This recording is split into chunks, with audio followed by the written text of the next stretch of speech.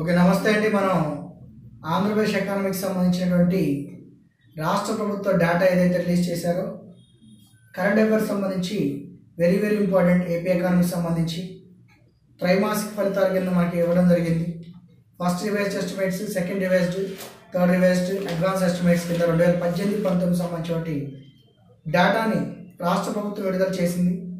ఆ విడుదల చేసిన డేటాని నేను మీకు ప్రజెంట్ క్లాస్ రూపంలో ఎక్స్ప్లెయిన్ చేస్తున్నాను.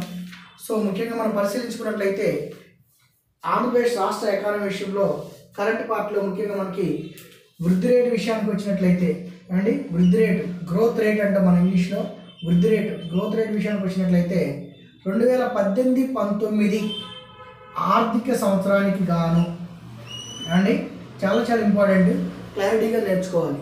2018-19 ఆర్థిక సంవత్సరానికి గాను గ్రాస్ స్టేట్ డొమెస్టిక్ ప్రొడక్ట్, రాష్ట్ర స్థూల దేశీయోత్పత్తి, గ్రాస్ స్టేట్ డొమెస్టిక్ ప్రొడక్ట్, రాష్ట్ర స్థూల దేశీయోత్పత్తిలో ఆంధ్రప్రదేశ్ 11.2% దేశంలోనే ముందంజ ఉంది అన్ని రాష్ట్రాల్లో. At the same time India పరిశీలించుకుంటే జీడిపి సంబంధించి గ్రాస్ డొమెస్టిక్ ప్రొడక్ట్ మొత్తం మనం పరిశీలించుకున్నట్లయితే ఇండియాకి సంబంధించి 7% ఉంది. అంటే సుమారుగా మనకి ఈ జీడిపి పరంగా 2018-19 ఆర్థిక సంవత్సరం ఒక్కదాన్ని మనం పరిశీలించుకున్నట్లయితే మొత్తం ఏపీ ఇండియా కంటే సుమారుగా 4% అదనంగా ఉందని మనకి తెలిసిపోతుంది. అంటే 4 అంటే 11.0, 4.02% అదనంగా ఉంది. ఎలా అంటే నథింగ్ బట్ 11.02 మైనస్ 7.00% అండి. 02 11 మైనస్ 7 4.02% అధికంగా ఉంది. ఇదేంటి? కేవలం 2018-19 ఆర్థిక సంవత్సరంలో 2018-19 ఆర్థిక సంవత్సరానికి సంబంధించింది, ఫినాన్షియల్ ఇయర్. అలాగే ఈ 2015-16, 16-17 ఆర్థిక సంవత్సరం, 17-18 ఆర్థిక సంవత్సరం, 18-19 ఆర్థిక సంవత్సరం, ఈ 4 సంవత్సరాలు పరిశీలించుకున్నట్లయితే ఈ 4 సంవత్సరాల్లో కూడా వృద్ధి రేట్ అనేది డబల్ డిజిట్ 2 అంకెల వృద్ధి రేట్ని నమోదు చేసి భారతదేశంలోనే తొలి స్థానాన్ని సంపాదించిన రాష్ట్రం ఆంధ్రప్రదేశ్గా నిలిచింది ఆంధ్రప్రదేశ్గా నిలిచింది. So double digit growth rate అనేది ఆంధ్రప్రదేశ్ సంబంధించి దేశంలో మరే రాష్ట్రానికి లేనటువంటి ఈ టైప్ ఆఫ్ వృద్ధి రేట్ అనేది మనకి రావడం జరిగింది. అయితే ఇక్కడ నిశ్చితంగా మనం పరిశీలించినట్లయితే ఈ పరిశీలనలో భాగంగా మనతో పాటు డబల్ డిజిట్ గ్రోత్ రేట్ అయితే వచ్చింది, కానీ ఆంధ్రప్రదేశ్ని ఎక్సీడ్ చేయలేదు. మరొకసారి, మనతో పాటు డబల్ డిజిట్ గ్రోత్ రేట్ అంటే 2 అంకెల వృద్ధి రేట్ అనేది వచ్చింది, కానీ మనల్ని ఎక్సీడ్ చేయలేదు. అంటే ముఖ్యంగా ఈ 3 సంవత్సరాల్లో మనతో పాటు సమానంగా డబల్ డిజిట్ గ్రోత్ రేట్ని సాధించినటువంటి రాష్ట్రం ఏదైనా ఉందంటే అది గుజరాత్ గుజరాత్ రాష్ట్రం. అయితే ఈ డబల్ డిజిట్ గ్రోత్ రేట్ ఏదైతే ఉందో ఈ డబల్ డిజిట్ గ్రోత్ రేట్ సంబంధించి మనం పరిశీలించుకున్నట్లయితే దీన్ని గత 5 సంవత్సరాల్లో ఇండియా సాధించినటువంటి డబల్ డిజిట్ గ్రోత్ రేట్ ఎంతంటే 7.6% 7.6% on an average. Double digit growth rate, అసలు గ్రోత్ రేట్ అనే దాన్ని మనం పరిశీలించుకుంటే వృద్ధి రేట్ విషయాన్ని పరిశీలించుకున్నట్లయితే ఇండియా పరంగా చూసుకున్నట్లయితే లాస్ట్ 5 ఇయర్స్ ఏదైతే ఉందో ఆ 5 ఇయర్స్లో ఇండియా యొక్క గ్రోత్ రేట్ ఎంతంటే 7.6%. ఇక్కడ డబల్ నెంబర్ రాలేదు కాబట్టి ఇది not double digit growth rate.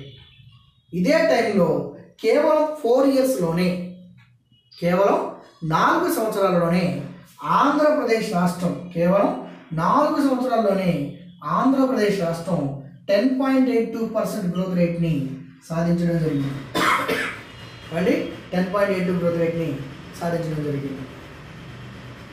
అంటే దీని పరంగా చూసుకుంటే వాస్తవంగా 5 ఏళ్ళు 4 ఏళ్ళు 1 సంవత్సరం కంటే ముందు మనం ఎక్కువగా 3.22% ఏదైతే ఉందో దానికి గ్రోత్ రేటు అధికంగా పెరగడం జరిగింది.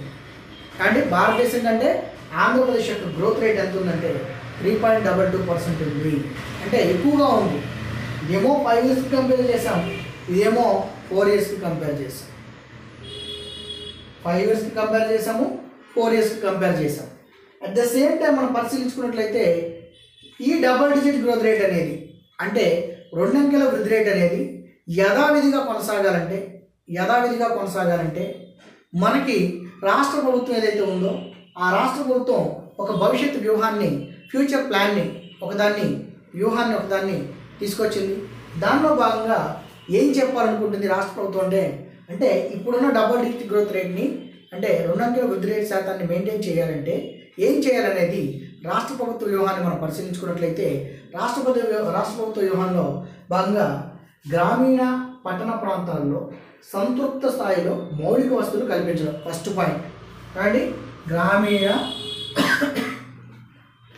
పట్టణ ప్రాంతాల్లో సంతృప్త స్థాయిలో అంటే సాచురేట్ మనకి ఎలా అంటే పూర్తిగా సాటిస్ఫై చేసేటువంటి స్థాయిలో మౌలిక వసతులు కల్పించాలి ఫస్ట్ పాయింట్.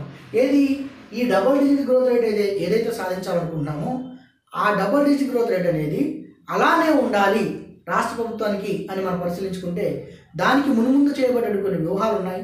అలాగే మనం ఫాలో అయితే ఖచ్చితంగా సాధిస్తామని చెప్పేసి రెగ్యులర్గా ఉంటుందని చెప్పేసి దాంట్లో మొదటి వ్యూహంగా గ్రామీణ పట్టణ ప్రాంతాల్లో సంతృప్త స్థాయిలో మౌలిక వసతులను కల్పించాలి. అలాగే నగదు బదిలీ విధానంలో సంక్షేమ పథకాలు, ప్రజల ముంగిట సేవలు అండి.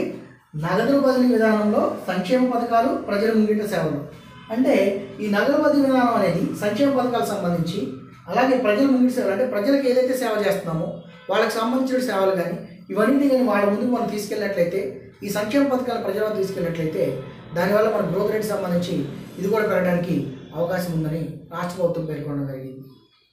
అలాగే నెక్స్ట్ వృద్ధి రేటు సంబంధించి పెంచేందుకు రాష్ట్ర ప్రభుత్వం 10 ప్రాధాన్య వ్యూహాలని పేర్కొంది. అండి ఈ వృద్ధి రేటు ఏదైతే ఉందో దాన్ని పెంచేందుకు రాష్ట్ర ప్రభుత్వం 10 ప్రాధాన్య వ్యూహాల్ని పేర్కొంది. సో ఇదంతా కూడా మనకి డబుల్ డిజిట్ గ్రోత్ రేట్ అండి. అంటే రాష్ట్ర ప్రభుత్వం వృద్ధి రేటు సంబంధించి ఒక ఆర్థిక సంవత్సరాన్ని పరిశీలించుకొని 5 సంవత్సరాలు పరిశీలించుకొని భవిష్యత్తు వ్యూహం ఎలా ఉంది అనేది మనకి ఇక్కడ తెలుసుకోవడం జరిగింది.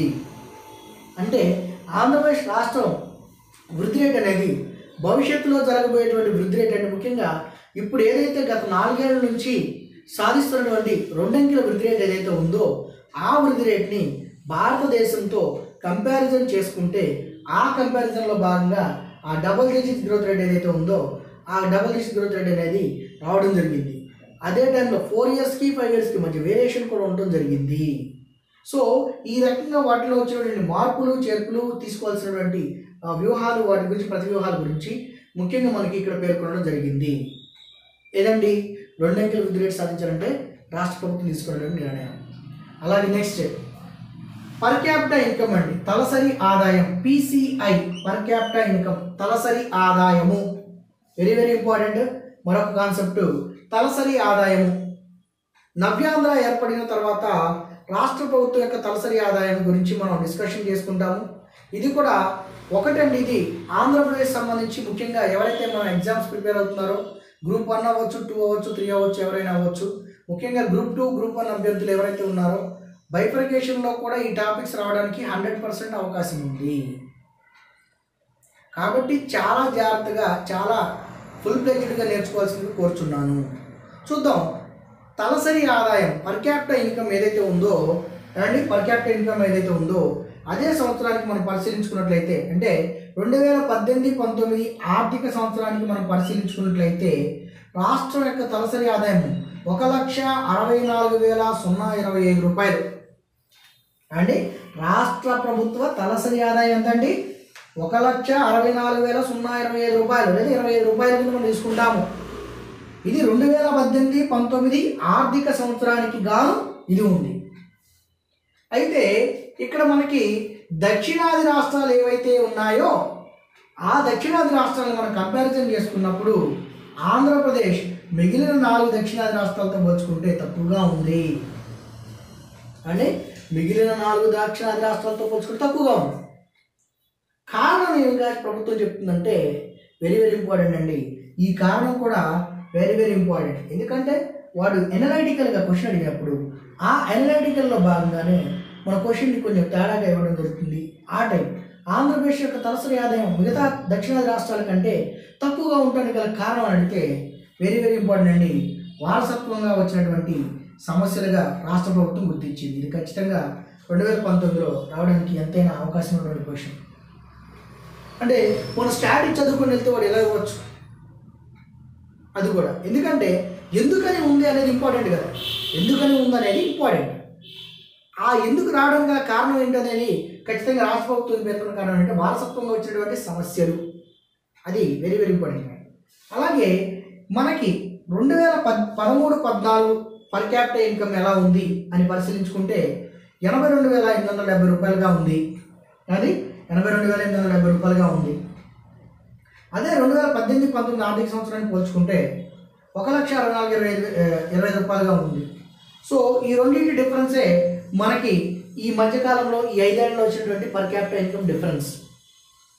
అంటే పర్ క్యాపిటల్ ఇన్కమ్ తలసరి ఆదాయం అనేది పెరుగుతున్నప్పటికీ మిగతా దక్షిణాది రాష్ట్రాలతో పోల్చుకున్నట్లయితే తగ్గుతూనే ఉంది, తరుగుదలతోనే ఉంది.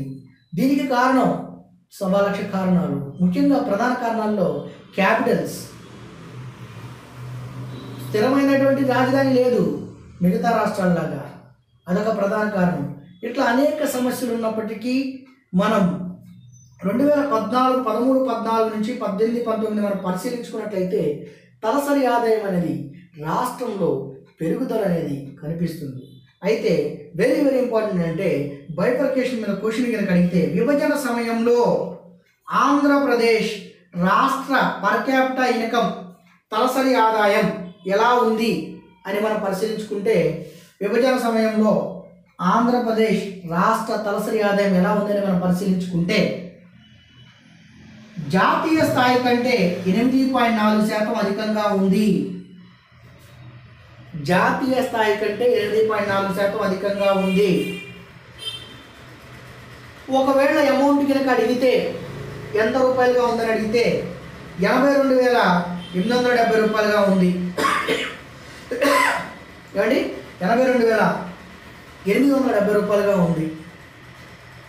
అయినప్పటికీ జాతీయ స్థాయి కంటే మనం 8.4% అధికంగా ఉన్నాము, గమనించాల్సిన అంశం. అలాగే ఈ పర్ క్యాపిటల్ ఇన్కమ్ ఇండియాని ఏపీని కనుక మనం పోల్చుకున్నట్లయితే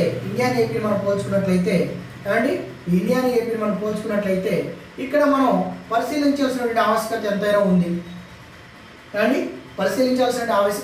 ఉంది. ముఖ్యంగా పర్ క్యాపిటల్ ఇన్కమ్ సంబంధించి మనకి 2018-19 ఏదైతే ఉందో సంవత్సరం, ఆ సంవత్సరంలో ఆంధ్రప్రదేశ్ యొక్క పర్ క్యాపిటల్ ఇన్కమ్ ఎంత అంటే ₹1,64,025 రూపాయలు. అదే ఇండియా పరిశీలించుకుంటే 1,26,299 రూపాయలు. అంటే ఇక్కడ మనకి 29 అంటే పర్సంటేజ్ పరంగా చూసుకుంటే ఇండియాని ఏపీని కంపారిజన్ చేసుకుంటే ఏమండి 2013-14లో 8.4% ఏపీ ఇండియా కంటే అధికంగా ఉంది అని అర్థం. AP is 8.4% more than India. Andhra Pradesh యొక్క తలసరి ఆదాయం 2013-14లో అప్పుడే 8.4% అధికంగా ఉంది. అదే 18-19 ఆర్థిక సంవత్సరానికి ఫినాన్షియల్ ఇయర్ కింద మనం పరిశీలించుకుంటే 29.5%గా ఉంది. 29.5%గా ఉంది. అంటే 5% ఉండడం అంటే 29.5% అధికంగా ఉంది. 29.5% అధికంగా ఉంది. ఇక్కడ గమనించాల్సింది ఎప్పుడు ఇది 18-19 అంటే 13-14లోనే 8.4% ఉంటే 17-18-19 ఆర్థిక సంవత్సరంలో సుమారు 29.5% అధికంగా ఉండడం జరిగింది. దేనికంటే ఇండియా కంటే. అంటే మన రాష్ట్ర ప్రభుత్వం స్థిరమైన రాజధాని లేకపోయినప్పటికీ అనేక సమస్యలు ఉన్నప్పటికీ ఇటువంటి సమస్యలన్నింటినీ అధిగమించి మనం ఏదైతే తలసరి ఆదాయం అనుకున్నామో ఆ తలసరి ఆదాయం సంబంధించి దేశం కంటే ఎక్కువగా ఉండడం జరిగింది. అయితే మన పొరుగు రాష్ట్రాలను మనం పరిశీలించుకున్నట్లయితే ముఖ్యంగా దక్షిణాది రాష్ట్రాల్లో కర్ణాటక రాష్ట్రం సుమారుగా 2,07,062 రూపాయల తలసరి ఆదాయాన్ని ఉంది. తలసరి ఆదాయం ఉంది. అలాగే తెలంగాణ రాష్ట్రం 2,60,107 రూపాయల తలసరి ఆదాయం ఉంది తెలంగాణ రాష్ట్రానికి. మన పైన తమిళనాడు ఏదైతే ఉందో ఆ తమిళనాడు 1,86,170 రూపాయల తలసరి ఆదాయం ఉంది. ఆంధ్రప్రదేశ్ 1,64,025 రూపాయల తలసరి ఆదాయం ఉంది. అంటే ఈ టైప్ ఆఫ్ ఆదాయం మొత్తం కూడా మిగతా రాష్ట్రాలు దక్షిణాది రాష్ట్రాలతో పోల్చుకుంటే మనం తక్కువగానే ఉన్నామని గమనించుకోవాల్సినటువంటి అవసరం ఎంతైనా ఉంది అండి. సో ఇది రాష్ట్ర ప్రభుత్వం వారు రిలీజ్ చేసినటువంటి డేటాని ఆధారంగా మీకు చెప్పడం జరిగింది. కరెంట్ అఫైర్స్లో ముఖ్యంగా మనకి 2018-19 సర్వే లేదు కాబట్టి కరెంట్ అఫైర్స్ పరంగా ప్రధానంగా మనకి ఇటీవల వచ్చిన రిపోర్ట్స్ ఆధారంగా మీకు చెప్పడం జరుగుతుంది. చాలా చాలా చాలా ఇంపార్టెంట్ అండి. అయితే ఇది పార్ట్ 1గానే మీకు చెప్పడం జరిగింది. నెక్స్ట్ పార్ట్ ఫైనల్ పార్ట్ కూడా ఉంది. ఈ 2 పార్ట్స్ కలిపి మీకు కంపల్సరీగా 2018-19 సర్వే లేదు కాబట్టి ఆ రిలీజ్ చేసిన డేటా ఇంపార్టెంట్ కాబట్టి చాలా చాలా ఇంపార్టెంట్. సో ఇది పార్ట్ 1 కింద మనం చెప్పుకుంటాము. వెరీ వెరీ ఇంపార్టెంట్ అండి. పార్ట్ 1 చాలా చాలా చాలా ఇంపార్టెంట్. చూడండి, తిరిగి మళ్ళీ ఇదే అంశంపై మనం నెక్స్ట్ క్లాస్లో కలుసుకుందాం. Right, thank you.